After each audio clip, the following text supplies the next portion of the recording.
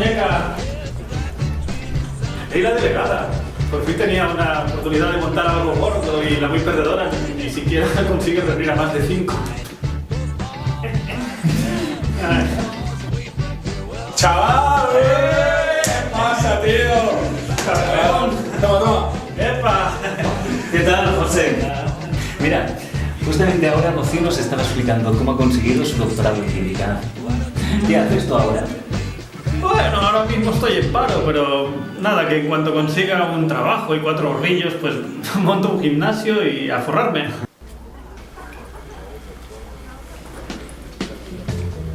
¿Y qué fue al final de tu beca deportiva?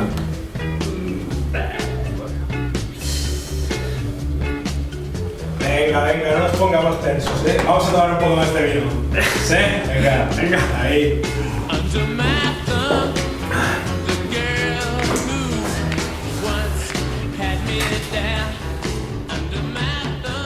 Ya tardabas, ¿eh? ¿Quieres que lo retomemos donde lo dejamos hace 10 años? ¿Qué haces? Ya no eres el guapito del instituto.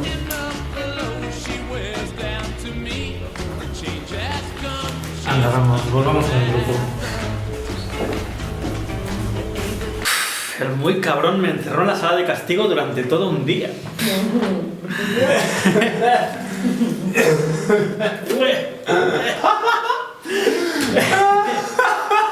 Pues os acordáis de la fiesta de fin de curso. Vaya pedo yo. Sí, sobre todo tú. Cuando le botaste encima de Carlos y luego te fuiste al baño a llorar. ¿Te acuerdas cómo nos reíamos? Bueno, Paula López, que te tiraste el chino riese que nunca hablaba en casa de tus padres, Sí. Espera, por esa época ya estábamos empezando a salir tú y yo.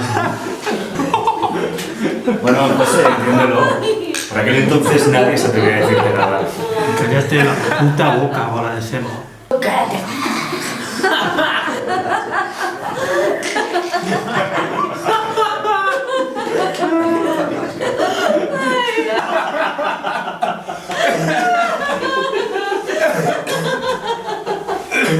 Superado, ya no estamos en el instituto.